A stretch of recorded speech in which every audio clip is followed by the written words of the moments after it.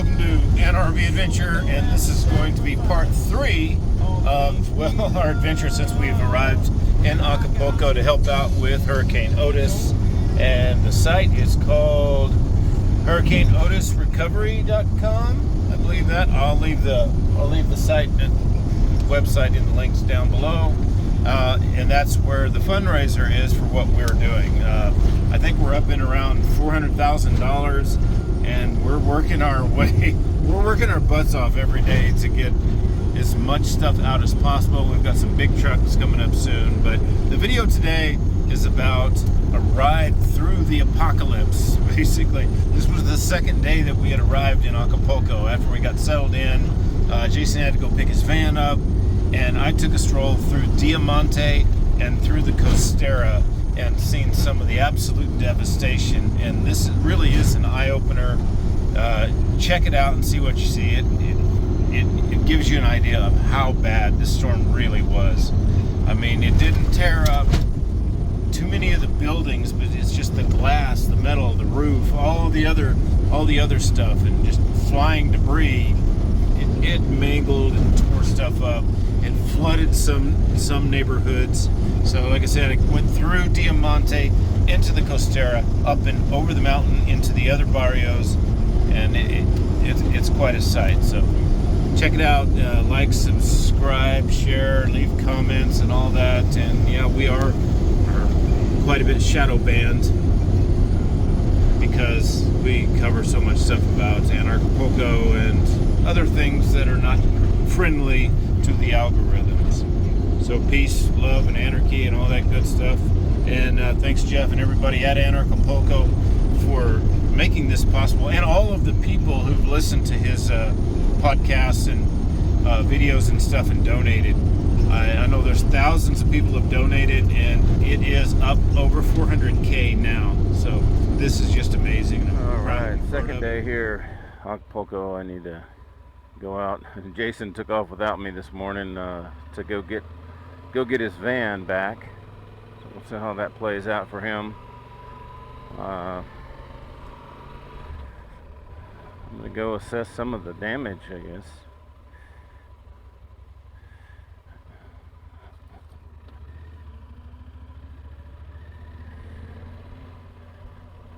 So I'm near the, we're at the condos that are actually near the airport. Of course, the airport's shut down. Everything is pretty much in chaos. I know I noticed yesterday afternoon the military was really moving in, and the Red Cross had set up, and they were looking to be pretty effective with what they were doing, at least as, you know, as far as getting things into people's hands. How this comes back to normal, how stores become stores again, I don't know. I don't know how long that will take. Main drag through Diamante.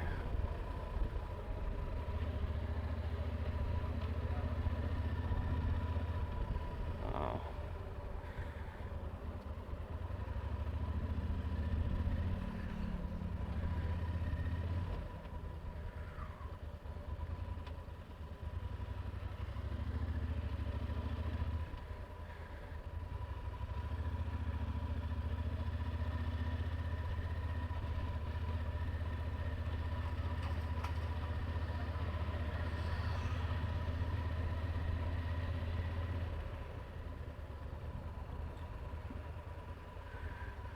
So this is one of the larger grocery stores right here, the Mega.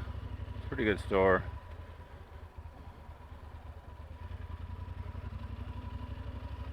I mean, when are they going to have that back so that people have a way of, I mean, you can see inside it's just empty. The lady was in tears there.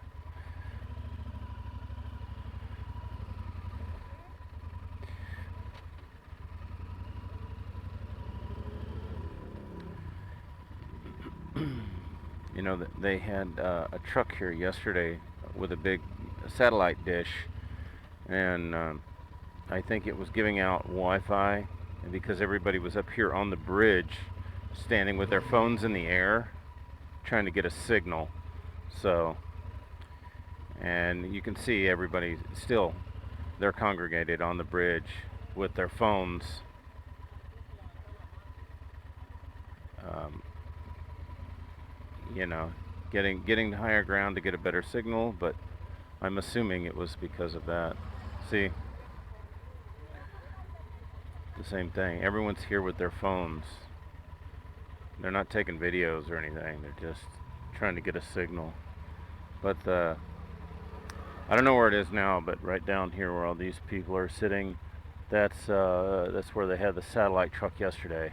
So I'm assuming it's still nearby because everybody's here. Let me see if I can get a signal myself. Power companies here. They're all over town. From my experience with hurricanes, like those are some of the saviors right there. Is the linemen. The linemen cannot be underappreciated. I mean, overappreciated enough. They they really are something. During Hurricane Harvey, they were coming from all over the state, and some of them were calling me. They had heard about me, and they were calling me, trying to coordinate where the best places were to go, and I kind of helped them find where some of the other linemen were. And it was a massive army of trucks from all over the state, and of course, a lot of them were just independent and volunteering to help. So good on those guys, man.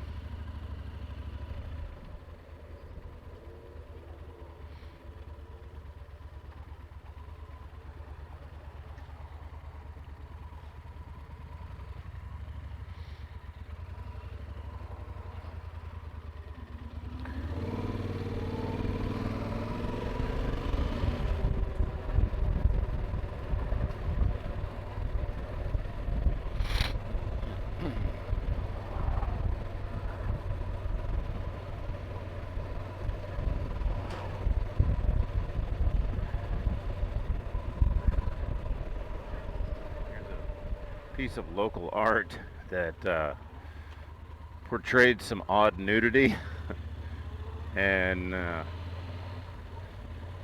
it's demolished. Can't say that I'll miss it.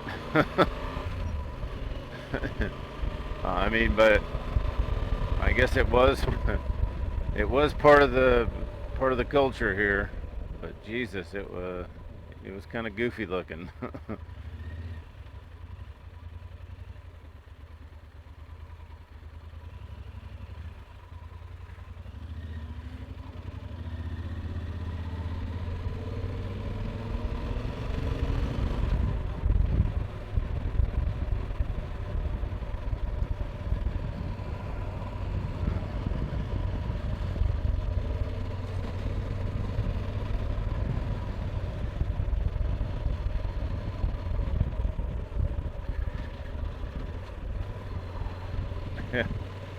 Yeah, it's traffic free for all. Just pick a side you want to drive on and go for it.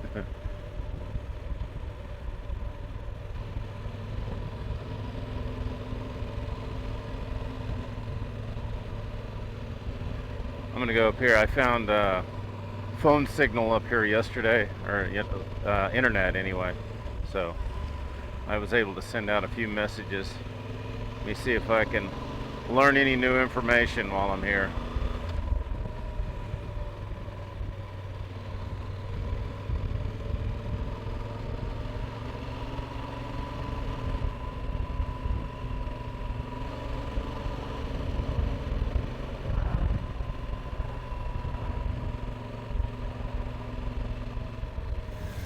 I'm not sure where this water comes from, but over the last 2 days I've seen tons of people coming up here filling up their bottles with water.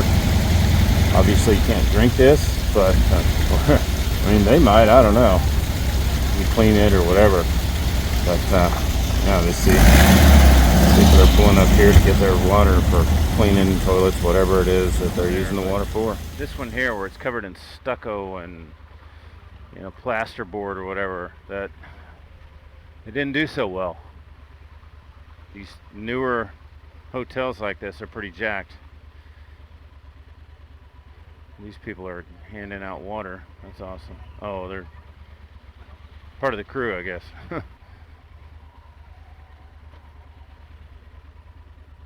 Wow.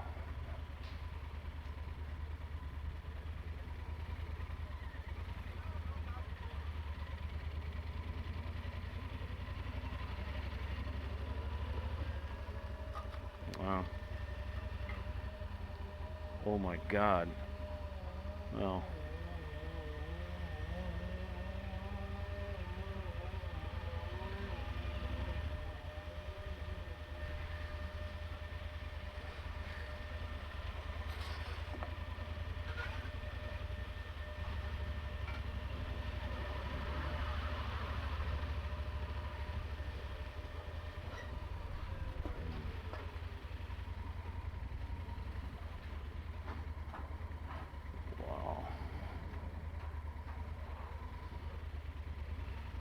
Sorry for jerking the camera around, but it's on my helmet.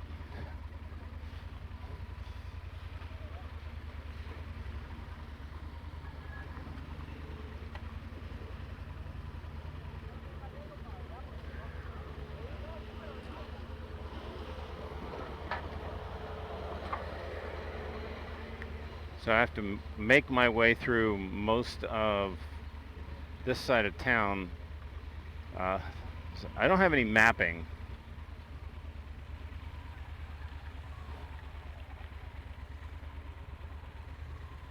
So I know my way kind of back to where Jason's at.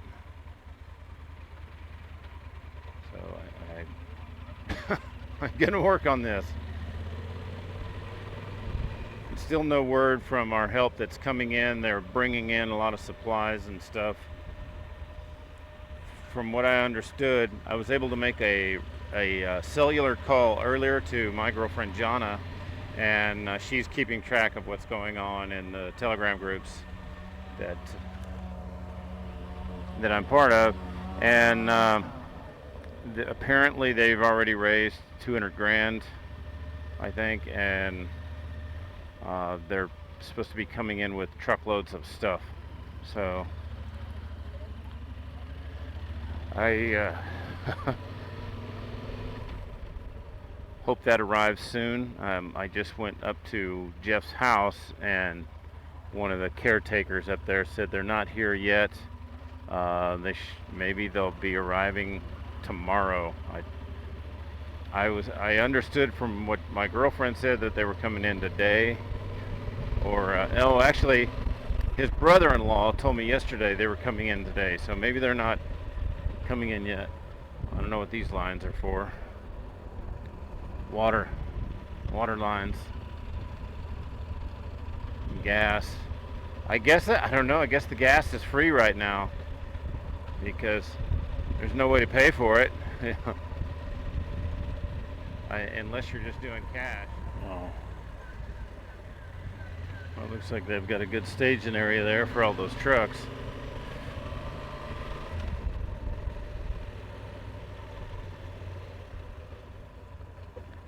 Wow.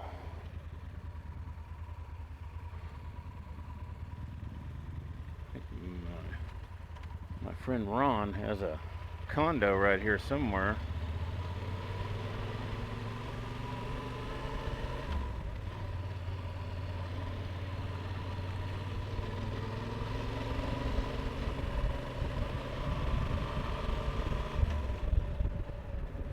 Right in here, right up there actually. I don't know if I should go check on him. Holy moly. Wow.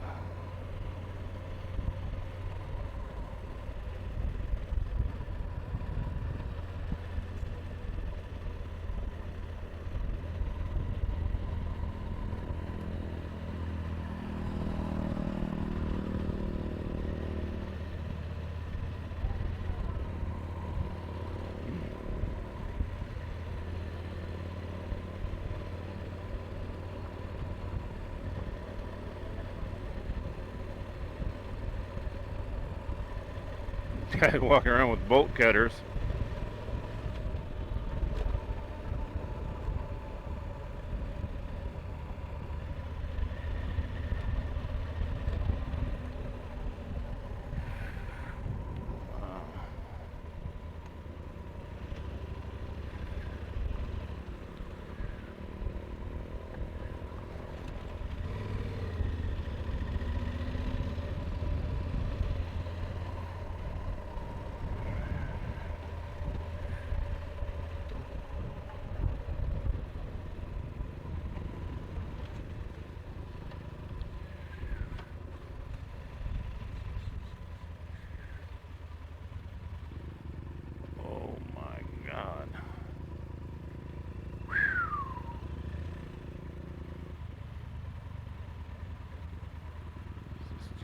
Crazy.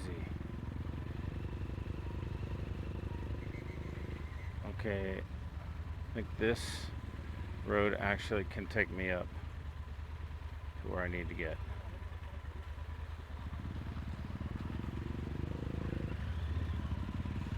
Gas lines.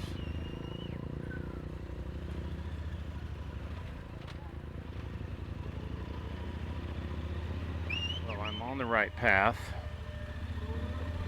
This is definitely where we broke down yesterday on this road. Well, as it's obvious to see, Jason did find his van and he did make it home. It was pretty cool. I wasn't there with him, but he broke down right in front of a mechanic, and this guy had this really cool method of fixing it. So we couldn't fix the brake caliper had seized up on it. It was like, locked against the rotor, so he couldn't drive because it was just locking the wheel up. So he depressed the caliper and took the brakes out, and then he stuck a nail inside of the brake line that stopped the fluid from going to the caliper. It was ingenious. Except for when I went to replace the caliper for him, I couldn't figure out why we couldn't get the new caliper to work. And then finally, by trial and error, I figured out that there was a nail in the line, and we just pulled it out. And now the brakes are working great. So it was pretty inexpensive, especially since we had free labor to fix it. And the first guy that fixed it to help us get the van home didn't charge very much money anyway. How much was that? 500 pesos. $25 for the guy to fix it. I think I'd mentioned this in another video. We left the van overnight with solar panel on top, batteries. There was a lot of stuff in here that could have been stolen, and it was a bad part of town, and nothing happened. The people looked out for the van, and so the idea that the worst comes out in people from natural disasters is not so much true. They did loot Walmart and all of the big chain stores, but they left the mom and pop stores alone for the most part, and they didn't rob us. So kudos to them. And stay tuned for the next video. The next video is a pretty apocalyptic ride. Actually, no, scratch that. That's this video. This video was a pretty apocalyptic ride. The next video is actually where we're in Bonfil and we're receiving all of the food and everything and distributing that out, and the help that we actually got from the kids to pay it forward to the rest of the community. It was it's going to be a very heartwarming video, so stay tuned for that one as well. Like, share, and subscribe. What he said, but do it twice if you can. If you got an extra account, go ahead and like it twice. That'd be great.